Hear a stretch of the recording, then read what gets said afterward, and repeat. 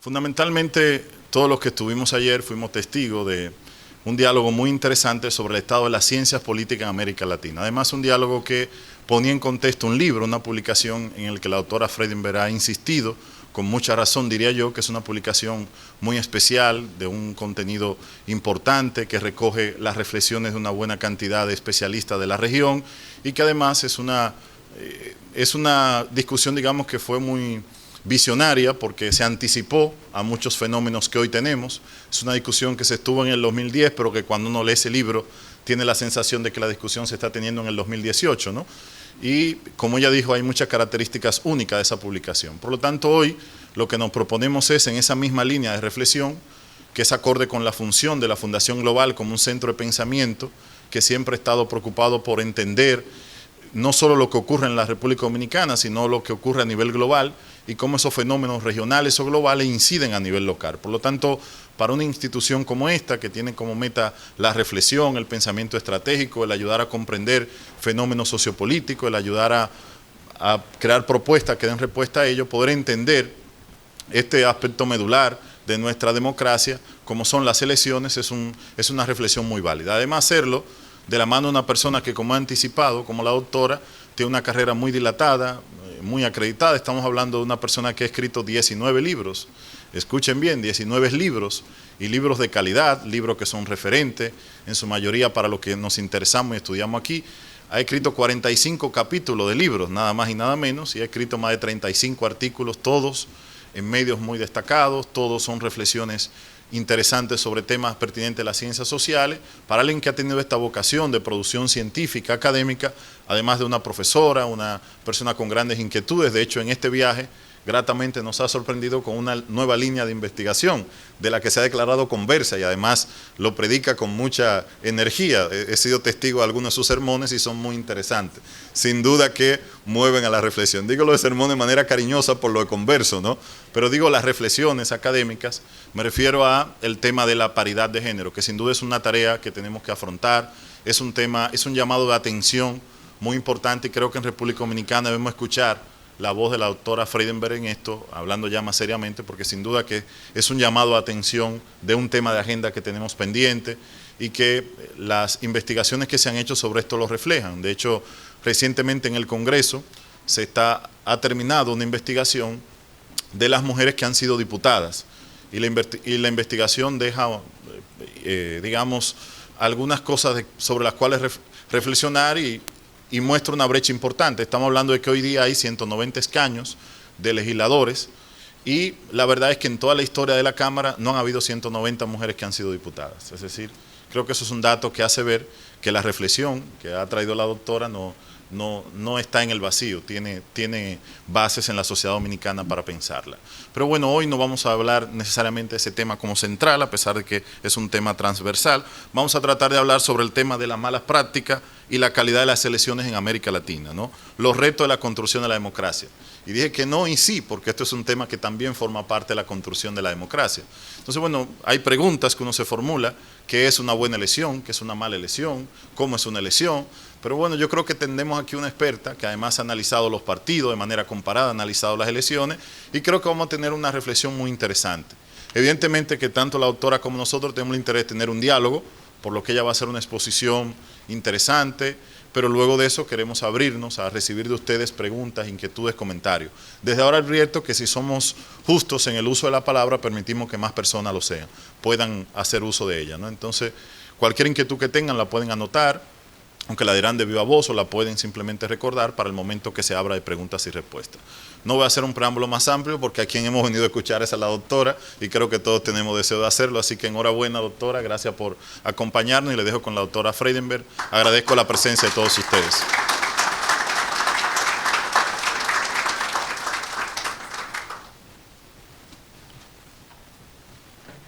Buenas tardes a todos y todas. Me congratulo que sean un poco masoquistas y les encante venir 2 veces a pasar por los sermones de la doctora Freudenberg. Ayer hablábamos del estado de la ciencia política y hablábamos en un diálogo muy generoso y yo creo que muy interesante con el presidente Fernández sobre la evolución de la ciencia política y los desafíos que la ciencia política había tenido, ¿no? Y entonces, en el marco de esta discusión, yo me planteé una pregunta de investigación que tiene que ver con algo que le interesa a los académicos y a las académicas, que le interesa a los periodistas, que le interesan a los políticos y las políticas, pero sobre todo que le interesa a la ciudadanía. Nosotros vamos a cumplir este año 40 años desde aquellas transiciones a la democracia, donde República Dominicana y Ecuador nos enseñaron que era posible instaurar elecciones que fueran más o menos competitivas, en donde se aprendieran a perder esas elecciones. Como dice Przeworski, una de las condiciones fundamentales, aprender a perder. Y desde esas elecciones ha corrido mucha agua bajo el puente, dirán en algunos dichos españoles, ¿no? Y hemos vivido muchas experiencias. Y entonces, más allá de que tenemos 40 años celebrando elecciones más o menos alternadas, reiteradas en la región, todavía sigue presente esa pregunta que tiene que ver con poder delimitar conceptual, teórica y empíricamente cuándo estamos ante una buena elección. ¿Todas las elecciones son iguales o hay diferencias entre ellas? Todos sabemos que las elecciones son el corazón de la democracia, porque en realidad instauramos democracias electorales, democracias procedimentales. Si ustedes van a los trabajos de Robert Dahl, por ejemplo, los trabajos de Robert Dahl señalan que las elecciones son el corazón, porque él no habla de la democracia como tal, sino habla de la poliarquía. Y si ustedes miran y revisan los diferentes indicadores de la poliarquía, son indicadores procedimentales. Por tanto, en realidad lo que instauramos en la región, en América Latina, son poliarquías, no son democracias. Primer punto para la reflexión. Mi hoja de ruta del día de hoy, a ver si entendí cómo era esto. Sí. Mi hoja de ruta para el día de hoy lleva por 4 caminos o 4 paradas. Lo primero tiene que ver con poder definir cuál es el problema de investigación, la justificación, la discusión teórica y los conceptos sobre qué es una buena elección.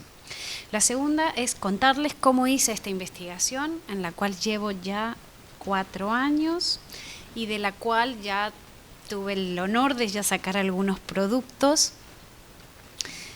Ya no son 19, son 23 libros, Natael, estamos un poco más avanzados, y ya no son 45, son 64. Estoy un poco productiva últimamente, estoy aburrida, vengo poco a Dominicana y entonces me pongo a escribir. Es un desafío, exactamente. Pero he tenido ya el honor de poder publicar varias de estas cosas, así que si alguien quiere profundizar sobre ellas, yo les puedo pasar el link de dónde está publicada esta investigación o versiones previas de la investigación, contarles los hallazgos y los datos que he podido encontrar para el análisis de la de la cuarta y de la quinta maratón electoral que ha habido en América Latina, y ahora les voy a contar qué es eso de las maratones electorales. Y finalmente pensar qué hacer con este conocimiento, es decir, ayer discutíamos sobre la necesidad de la transferencia del conocimiento de la ciencia política hacia la sociedad, hacia la política, hacia los que toman decisiones. Primer punto entonces, o primera espacio, primera parada, el problema de investigación. Yo les decía que tenemos en la ciencia política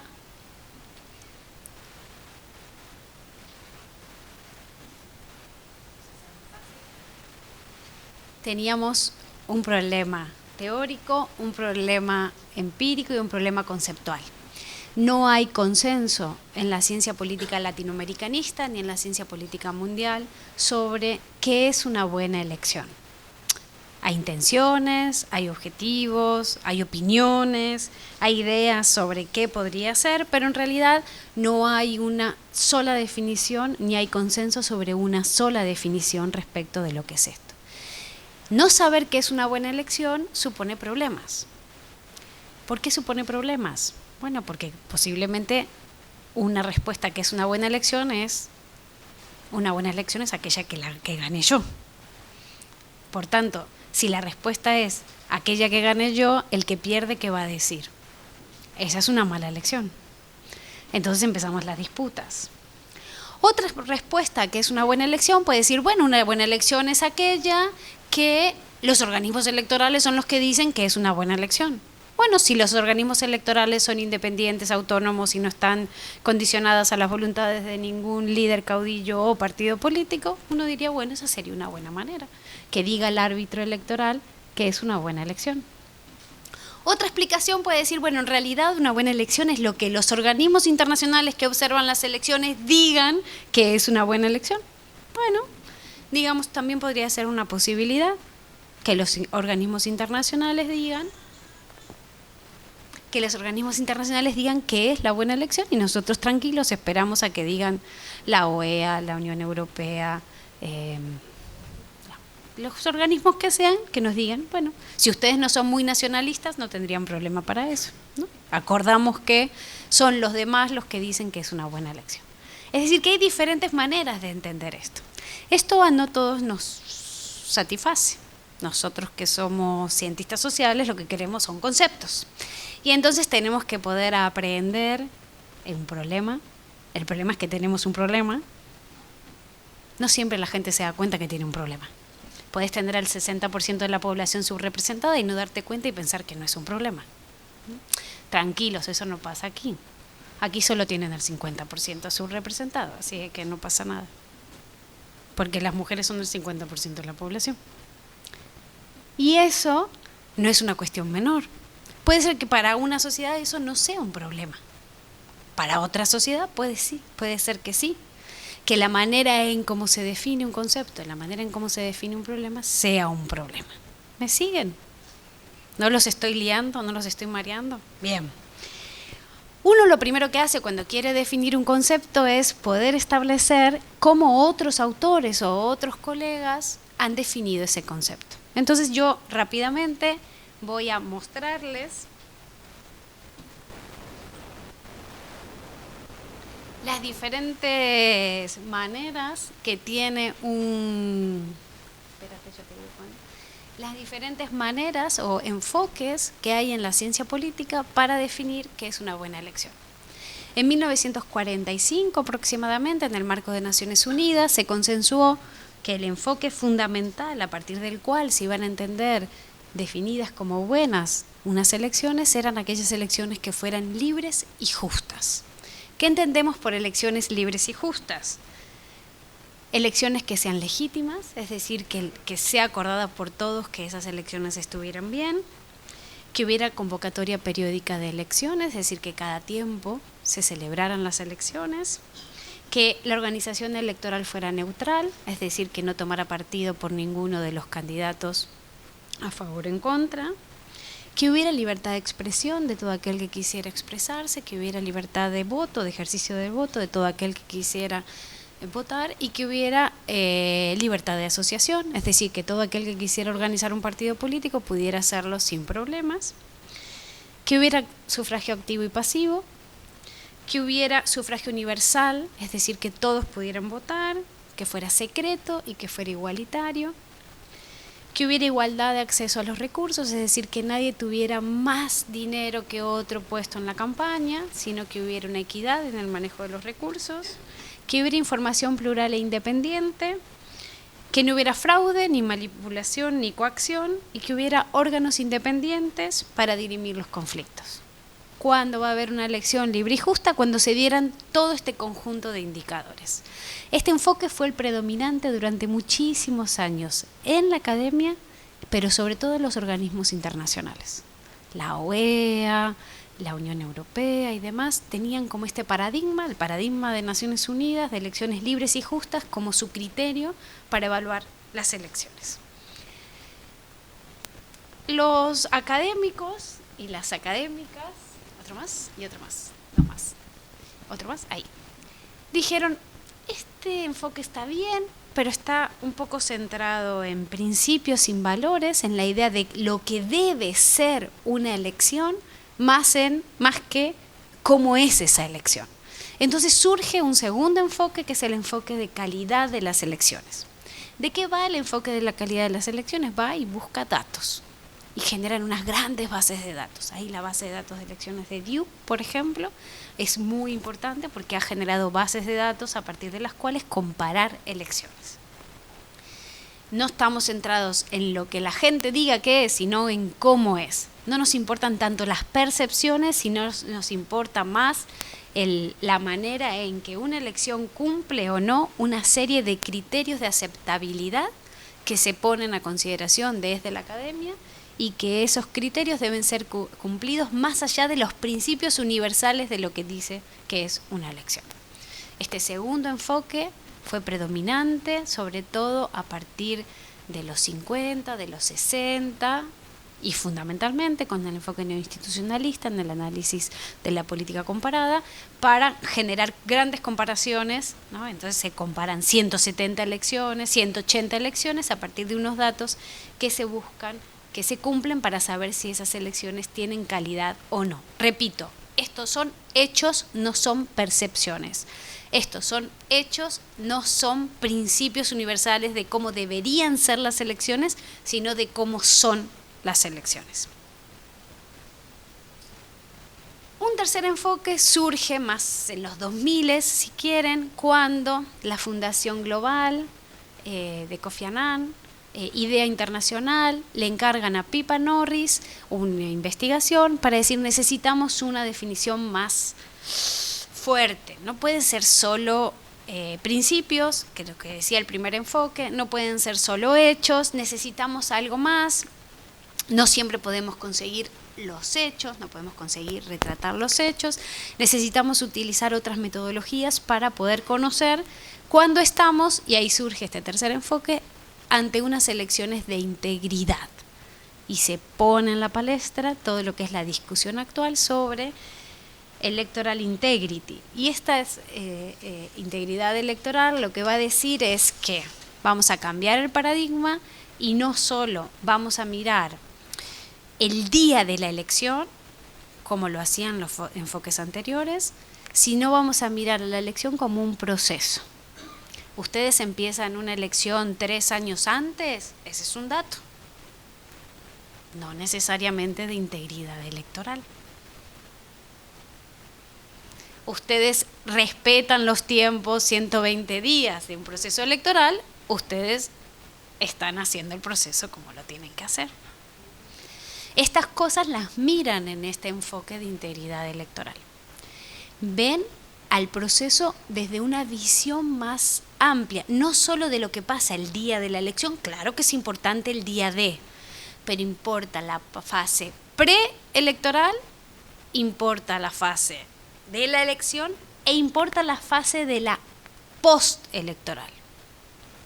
Hay países donde el nivel de conflictividad electoral es muy fuerte en la parte posterior, lo que se llama la judicialización de las elecciones, ¿no? Van todos a los tribunales, están todos los partidos contratando gabinetes de abogados desde muy temprano, ¿para qué? Para que el día post tengan preparadas todas las demandas para impugnar. No importa qué, pero algo hay que impugnar por las dudas, dicen ellos. Esto antes no se miraba. Ahora, con este enfoque de integridad electoral, mirás al proceso de una manera más amplia. La segunda innovación de este paradigma es que, además de eso, lo que nosotros necesitamos es conocer la percepción de los actores. Necesitamos conocer los hechos, pero necesitamos conocer qué opinan expertos y expertas en materia electoral en cada una de las elecciones. Yo les voy a pasar un cuestionario y ellos van a decir cómo vieron ese proceso electoral. No solo la opinión de los que hacen las elecciones, no solo la opinión de los que compiten en las elecciones, sino también la opinión de aquellos que estudian e investigan las elecciones. Este es el enfoque que está actualmente desarrollando Pippa Norris desde su proyecto de Integrity Electoral, que ustedes pueden encontrar en Harvard y en la Universidad de Sydney. Y cada año hacen las encuestas para muchos procesos electorales, están estudiando más de 180 procesos electorales, en donde hacen encuestas y esas encuestas la cruzan con hechos y con datos y llegan a la conclusión de que es una buena elección. ¿Los estoy durmiendo? ¿No? Yo veo varios bostezando, ¿no? ¿Puedo poner reggaetón en 2 minutos?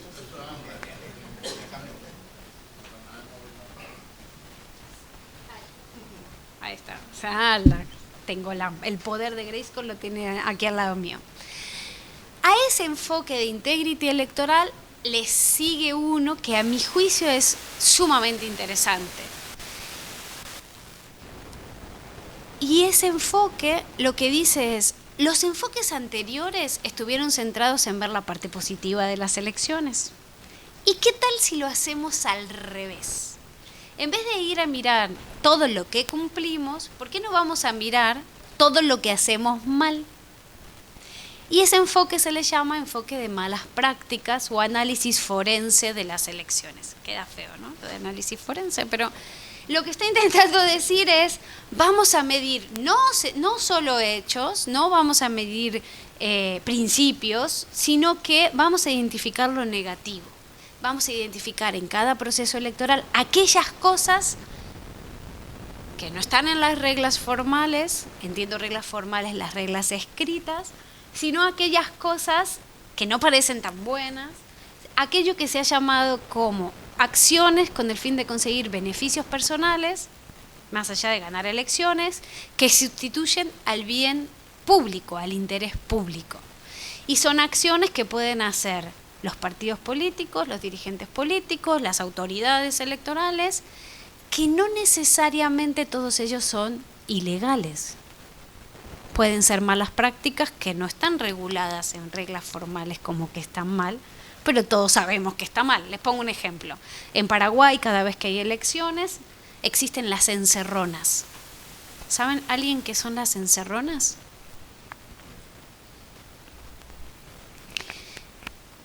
Los dirigentes de los partidos toman a los indígenas, los ponen en unos galpones, los cierran con llave la noche de la elección y les abren el galpón al día de la elección, al día siguiente, para que vayan a votar.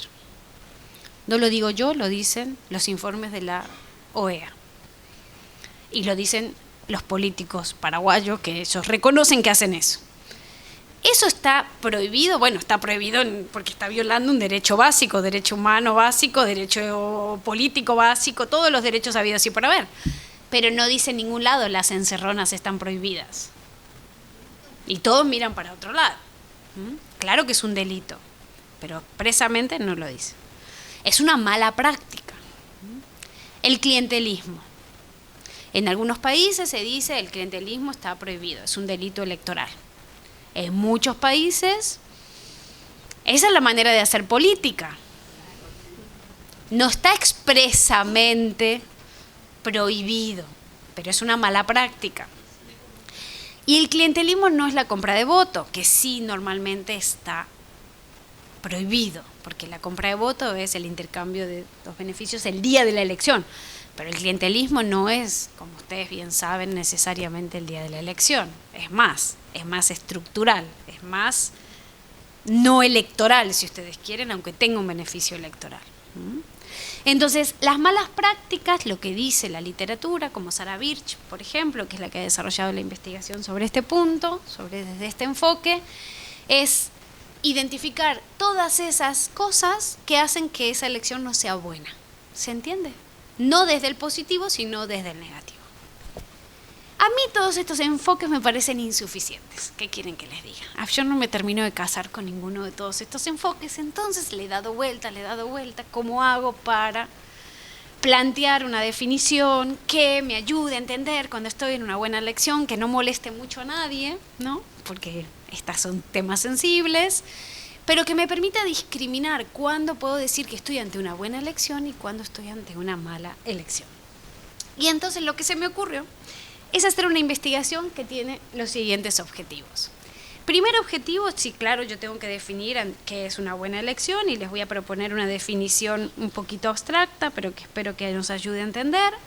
Luego yo digo, bueno, voy a tomar esa definición y voy a ir a estudiar el proceso electoral que se ha dado en América Latina en las 2 últimas maratones electorales. Como les decía, ya vamos por la quinta.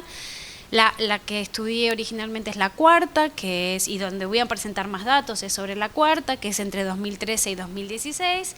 Y ya estamos en la quinta, que es la del 2017-2019, digamos, que es lo que estoy ampliando la investigación actual, aunque todavía es una investigación en curso, bastante exploratoria. Y entonces, lo que yo estoy focalizando en esta nueva fase de la investigación es evaluar en qué medida las malas prácticas que voy encontrando en los países de América Latina condicionan mi definición, es decir, limitan la posibilidad de decir que estoy ante una buena elección. Y en una fase futura, mi idea sería proponer una serie de reformas electorales, político-electorales a los países para que, desde el Observatorio de Reformas Políticas de América Latina, que dirijo y que está asentado en el Instituto de Investigaciones Jurídicas de la UNAM, que es un proyecto que hacemos para la Organización de los Estados Americanos, generar como conocimiento que pueda ayudar a los países de la región a debatir cuáles son las reformas que deberían hacerse para mejorar la calidad de las elecciones. Cuando yo me enfrento a esto, me encuentro con que entonces mi primera definición es un poco siendo deudora de Leonardo Morlino con su definición de calidad de la democracia. Yo digo, una buena elección es aquella que satisface 3 condiciones necesarias. Una, respeta los estándares internacionales de integridad electoral, es decir, que en el procedimiento hay calidad. Garantiza el ejercicio de una serie de derechos políticos electorales, es decir, que es buena en el momento en que permite que la ciudadanía, su ciudadanía, pueda plenamente ejercer sus derechos. Y finalmente satisface las expectativas de la ciudadanía y de los actores participantes respecto al modo en que se organizan esas elecciones y se consiguen sus objetivos. Es decir, una buena elección tiene que ser evaluada en función de su procedimiento, su contenido y sus resultados. Cuando miro las elecciones, entonces tomo en cuenta varias cosas. Primero, que estoy evaluando el ciclo electoral, el pre, el día de, el post, que en el caso de las herramientas que yo voy a usar para evaluar las elecciones, voy a utilizar herramientas que tienen que ver con datos cualitativos y con datos cuantitativos. La discusión que tuvimos ayer con el presidente creo que abona en este sentido. Que voy a mirar prácticas de los partidos y también cómo los organismos electorales organizan las elecciones. Y también soy consciente que esta investigación tiene un sesgo, y es el sesgo nacional.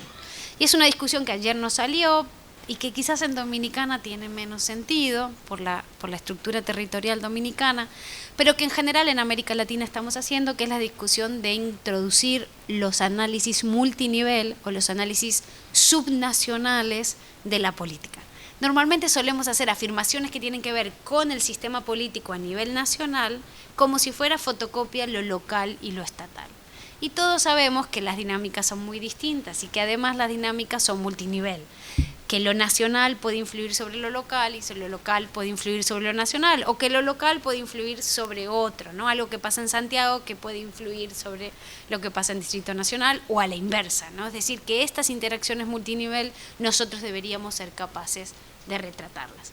En sistemas federales esto es más obvio, en sistemas unitarios ya hemos hecho bastante investigación comparada en América Latina sobre esto, pero yo soy consciente que en esta investigación no soy todavía capaz de verlo en perspectiva multinivel, pero sí soy consciente que hay una distribución desigual de los derechos, de los ejercicios de los derechos y de la democracia en los países según si vives en el interior, no sé si en Dominicana se dice en el interior, ¿sí? Si vives en el interior o si vives en la capital. Hay diferencias sustantivas en el ejercicio de la ciudadanía en función de donde uno vive. Y ese es un dilema que pronto tendremos que subsanar, porque en realidad la ciudadanía debería ejercerse plenamente independientemente de la billetera, del sexo y del lugar de donde uno viva. Lo que fui a mirar es, bueno, cómo recojo información, porque son muchos países y lamentablemente yo no tengo invitaciones para ser observadora electoral de todos los países donde hay elecciones, ni tampoco podría dedicarme a ser observadora electoral porque tengo un trabajo que no me lo permite. Entonces necesito información de primera mano de esos procesos electorales. Entonces se me ocurrió ir a buscar los informes de las misiones de observación electoral y elegí los de la OEA, podría haber tomado los de la Unión Europea, por ejemplo, pero elegí los de la OEA porque son los que tienen más cobertura, y aquí están todos los procesos que estuve mirando, no sé si se alcanza a ver, pero 15 de mayo de 2016, República Dominicana, ¿sí? Y ese fue el último que tomé, y el primero, 14 de abril del 2013, son 23 elecciones y tengo 18 unidades de observación. ¿Por qué tengo 18 y no 23? Porque la OEA fue a 18 de esos 23 procesos y tengo informes oficiales de la OEA. Nadie me los pasó, los pueden descargar de la página web de la OEA, son públicos, son de acceso público. Y entonces lo que hice fue utilizar esta herramienta, los informes de las misiones de observación electoral, como mi fuente primaria de insumos para ir a observar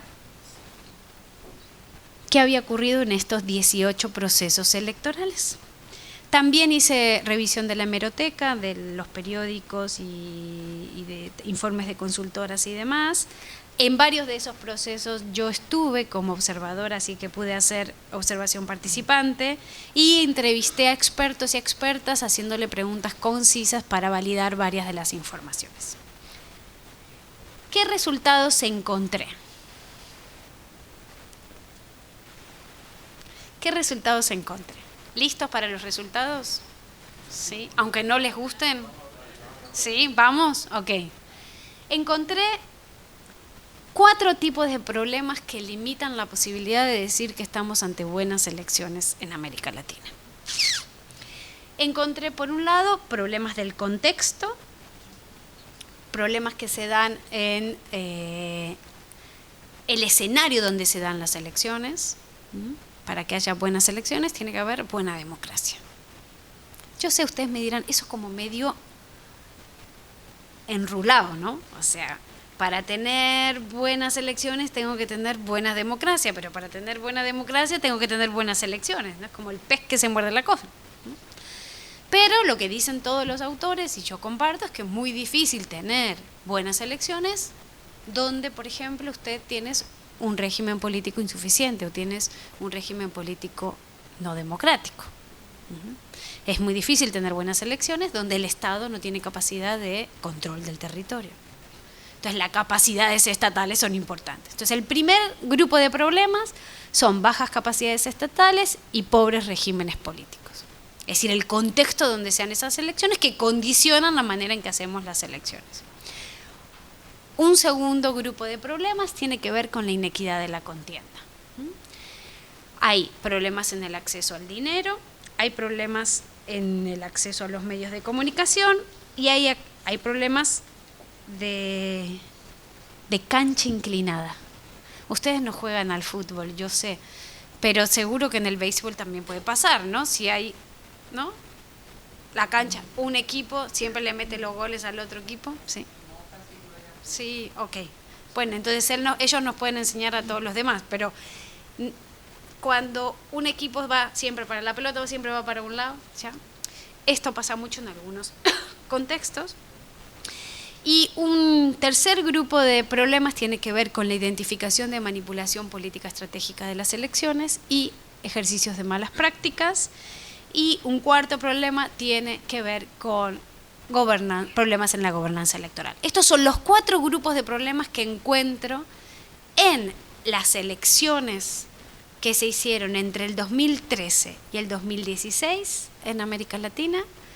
En algunos de los datos de las elecciones del 2017 están apareciendo los mismos de las elecciones que se hicieron. ¿Y cómo sé yo esto? Porque esto es información pública que ustedes encuentran en los informes de las misiones de observación electoral, que en los últimos años se han profesionalizado de manera muy interesante. Pueden ir a ver la evolución de cómo ha mejorado la información que se presta, porque hay unas metodologías que la OEA ha desarrollado, metodología para medir la cobertura de financiamiento, la cobertura de género de los medios, la equidad de la contienda y demás. Como no estoy esperando que den un salto de fe y que me crean así sin más, tenemos problemas de que hay buenas elecciones en malas democracias, por decirlo de alguna manera. La mayoría de los países, según los índices internacionales de Freedom House o de diferentes análisis como Bidemocracy y demás, dicen que en América Latina hay regímenes híbridos. Ecuador, Bolivia, Guatemala tienen regímenes híbridos que no pueden ser considerados democracias, y Colombia, Paraguay y México aparecerían como democracias defectuosas. República Dominicana también aparece como democracias defectuosas, y que hay países que tienen autoritarismos competitivos, que es la definición de Levitsky Way, donde hay caudillos, sistemas de partidos hegemónicos, partidos oligárquicos. Tranquilos, todavía Dominicana no aparece en esta categoría. Es como se la suele calificar al caso de Venezuela, por ejemplo, o Bolivia, ¿no? Y todos saben que la definición que tomamos de Estado es la definición weberiana de la capacidad de una asociación para desarrollar sus capacidades y garantizar la convivencia pacífica y el monopolio legítimo del uso de la violencia en todo el territorio, y esto estaría limitado. Y entonces eso no lo van a ver, así que estos son los datos y los puntos, y si alguien lo quiere profundizar, yo le paso los datos de la investigación. Esto es el descenso en la confianza, es otro dato del contexto de la confianza ciudadana en las elecciones. Estos son los datos de la POP, la encuesta de la Universidad de Vanderbilt, y ustedes fíjense la media de América Latina desde el 2004 hasta el 2014, se han bajado 20 puntos porcentuales las confianzas en las elecciones de la ciudadanía latinoamericana, cada una sobre su proceso electoral. Otro dato del contexto. Cuando le preguntan en datos del Latinobarómetro en 2015, por ejemplo, sobre la percepción sobre cómo son las elecciones, ustedes van a encontrar países que dicen que sus elecciones son muy limpias o limpias, como Chile o como Uruguay, pero luego tienen países, como en el caso de Brasil o como el caso de México, que más de la mitad de la población dicen que sus elecciones son fraudulentas. No estoy diciendo que las elecciones sean fraudulentas. Lo que estoy diciendo es, estoy midiendo los datos del contexto. Y lo estoy diciendo es lo que la gente cree que es ese proceso. Acuérdense que son hechos y percepciones. Y las percepciones lo que están diciendo es que estamos en un contexto crítico para las elecciones. O dicho de otra manera, ustedes pueden hacer las elecciones más perfectas técnicamente hablando, y que la gente no crea. O pueden tener las elecciones más defectuosas técnicamente hablando y que la gente diga, acá no pasó nada, acá está todo perfecto, acá está todo genial. Entonces las percepciones son distintas de los hechos. Cuando voy al analizar la percepción de fraude con la insatisfacción de la democracia, lo que encontramos con datos del Latinobarómetro es que hay una correlación positiva bastante significativa estadísticamente de 0.81, entre cuanto más insatisfecho estoy con la democracia, creo que mayor posibilidad de fraude hay. Es decir, que hay una correlación entre el nivel de percepción de fraude y tu insatisfacción con la democracia. Si estás satisfecho con la democracia, es más probable que pienses que no hay fraude. Si estás insatisfecho con la democracia, es más probable que haya fraude. Nuevamente, en el nivel de las percepciones. Segundo grupo de problemas. Bueno, los informes de las misiones de observación electoral de la OEA lo que muestran es que ha habido elecciones como Ecuador 2013-2017, Colombia 2014, Bolivia 2014, Paraguay 2013, que no han sido equitativas. Y no han sido equitativas en diferentes dimensiones. Por ejemplo, no han sido equitativas en la distribución de recursos. O se han utilizado recursos del Estado para favorecer a un candidato o a una candidata con relación a otras candidatas. O la cobertura de los medios no ha sido equitativa. Los datos del análisis de la cobertura,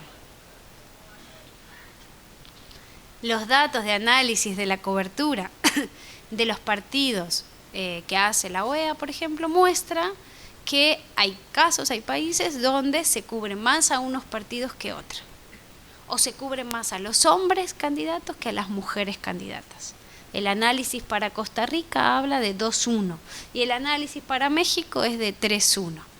se cubre 3 veces más a los hombres, se cubre 2 veces más a los hombres que a las mujeres que hacen campaña. También hablan del acceso al financiamiento. Los partidos grandes tienen más acceso a financiamiento que los partidos pequeños. Y eso, por ejemplo, se le llamó la atención de manera significativa a países como Costa Rica, como países como Paraguay o como Colombia. No pretendo que ustedes puedan ver esto que les estoy marcando, pero para mí es muy importante que ustedes tengan los datos sobre los que baso estas afirmaciones, y estos son todos los casos analizados, y lo que he marcado con cruz es en los informes donde se mencionan estos problemas respecto a la equidad de la contienda. ¿Alguien tiene duda de cómo se lee esto? ¿No? Es, por ejemplo, Perú 2016, hay problemas de acceso a medios desigual, que es la primera columna, y hay acceso a medios desigual y acceso a dinero desigual.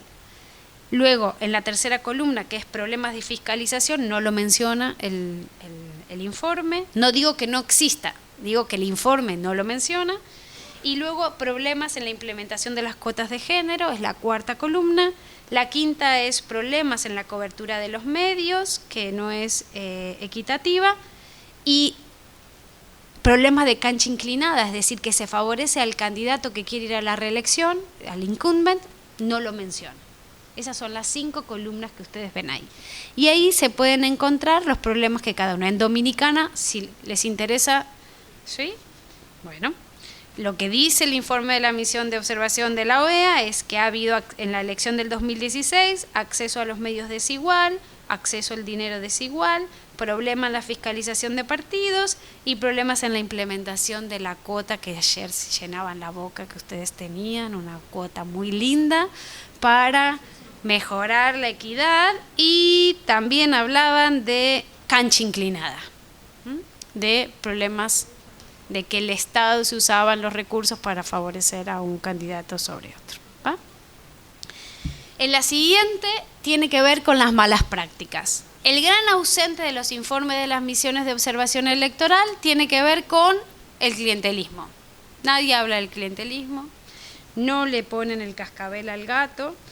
Lo que hablan son acarreo de votantes en Colombia y encerronas en Paraguay, como les comentaba, compra de votos en Colombia y en Paraguay, violación del secreto del voto en Honduras, Colombia, Paraguay, candidatos imputados que ganan elecciones desde la cárcel en Perú.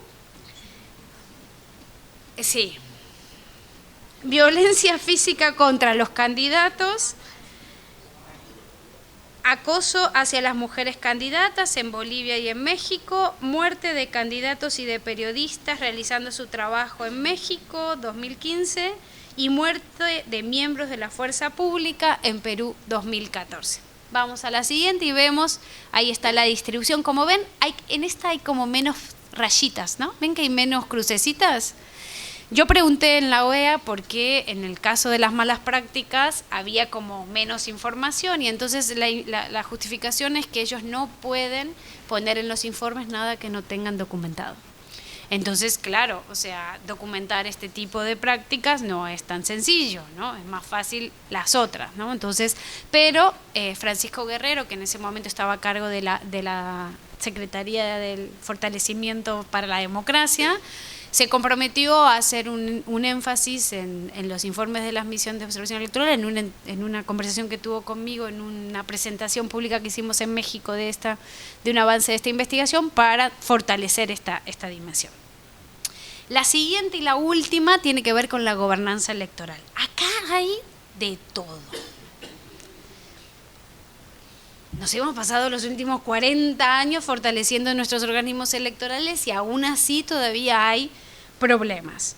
Entonces yo les doy rápidamente una seguidilla de los problemas que se encuentran: mayor delimitación de competencias en los órganos electorales, mayor autonomía y burocratización, hay que ciudadanizar más a los órganos electorales, profesionalizar y capacitar a los funcionarios, quitar el control de los partidos en los organismos electorales como en Honduras, El Salvador y Bolivia, quitar incentivos en la legislación que incrementan la excesiva litigiosidad de los actores partidistas, como en México, fortalecer a las fiscalías de delitos electorales, como en Panamá, depurar los padrones electorales y el censo, mejorar las condiciones de trabajo de los organismos electorales debido a la sobrecarga administrativa en materia de fiscalización de la financiación pública a los partidos, en el caso de México, desarrollar campañas más eficientes en la concientización contra los delitos electorales, en el caso de Colombia, mejorar la coordinación entre los órganos electorales, mejorar la armonización legislativa, como en México, una mayor armonización de los calendarios electorales, en el caso mexicano, cosa que ya se implementó en la última reforma electoral. Por eso el 1 de julio es la elección más grande de la historia de México, porque todas las elecciones, los 32 estados, todos los niveles, se van a hacer el mismo día, gracias a la recomendación de la OEA. Creo que se la están pensando ahora mismo si esta era una buena idea, incorporar todo junto al mismo día. Y mayor eficiencia en los tiempos de instalación de casillas, conteo y transmisión de los votos en Honduras, México y Bolivia. Pero a ustedes les interesa República Dominicana, y República Dominicana les dijeron que había una baja profesionalización de los integrantes de las casillas, de las mesas electorales, problemas con las instancias de la justicia electoral, demora en la entrega de los resultados, ¿se acuerdan, no? Lo que pasó, ¿sí? Y problemas en la capacitación de los funcionarios electorales. Esas son las marquitas que les indicaron a República Dominicana. Entonces, ¿qué tenemos aquí? Con esto voy a cerrar para, si quieren, para dejar de sermonear, como me dijiste. Ya pasaste a la historia por decirme que sermoneo, en el buen sentido. De doctrinario, sí. Así lo entendí. Entonces, concluyo diciendo, tenemos una definición que nos permite establecer cómo son los procedimientos, cómo son los contenidos y cómo son los resultados. Y si bien es cierto que se han incrementado los niveles de calidad de las elecciones en relación a lo que hacíamos en la década de los 70 o finales de los 70 e inicios de los 80, hay dos dimensiones claves, como la organización técnica y los respetos a los derechos políticos, donde en términos generales y en términos comparados hemos avanzado muchísimo. Pero los datos de esta investigación sobre la calidad de las elecciones lo que nos dice es que todavía hay deficiencias importantes que tienen que ver en dos rubros. Por un lado, en relación a los resultados, estamos teniendo elecciones que no están produciendo sistemas políticos democráticos. Y eso es un problema, porque nos hicieron creer que para tener democracia necesitábamos elecciones, pero nadie nos dijo cómo tenían que ser esas elecciones. Entonces, si la gente no cree en esas elecciones, esto se nos puede caer. Acá tenemos que ponernos las pilas, como diríamos en Argentina, no sé si se dice así aquí. Tenemos que ponernos las pilas porque no podemos dejar que esto se nos caiga. Entonces, hay contextos democráticos precarios, hay bajos niveles de confianza y hay insatisfacción con los resultados que se generan, porque también tenemos un problema de cultura política. Todavía no aprendemos a perder. Y aprender a perder es una parte importante de la cultura política democrática. Y por el otro lado tenemos, respecto al contenido, condiciones inequitativas de la competencia.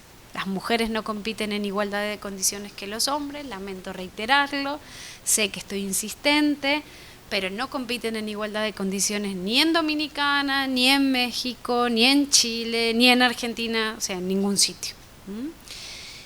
No lo hacen no porque no quieran o porque no estén preparadas, sino porque hay una serie de barreras, techos de cristal, techos de cemento, pisos rebaladizos, todo.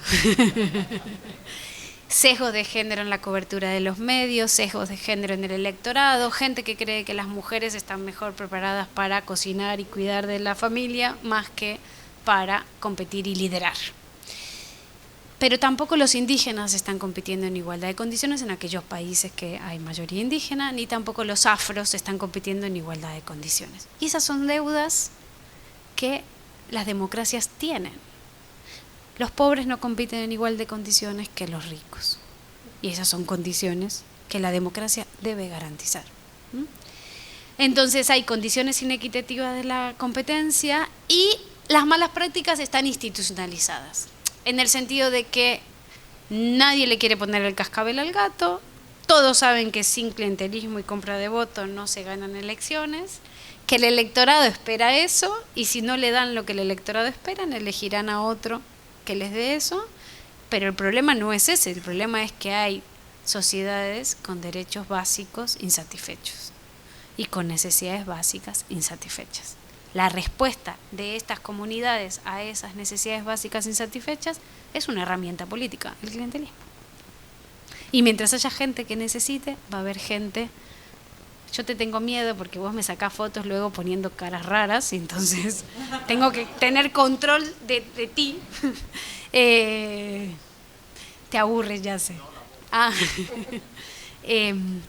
Y entonces, mientras tengamos sociedades con necesidades básicas insatisfechas que no alcanzan a cumplir por la vía formal con sus necesidades, el clientelismo va a tener demanda. Y entonces va a haber, si hay demanda, va a haber oferta. Y yo creo que eso es tan básico como eso. Tenemos el problema de que esta gente no la podemos dejar sin satisfacer esas demandas, pero la vía como estamos satisfaciendo esas demandas lo que generan son clientes y no ciudadanía plena. Y entonces tenemos democracias clientelares. Por tanto, no podemos decir que estamos ante buenas elecciones mientras sigamos continuando teniendo estas malas prácticas que limitan el ejercicio del poder. Y yo lo voy a dejar aquí quedo abierta a todas las preguntas, críticas, comentarios y sermones que quieran darme, que yo también recibo.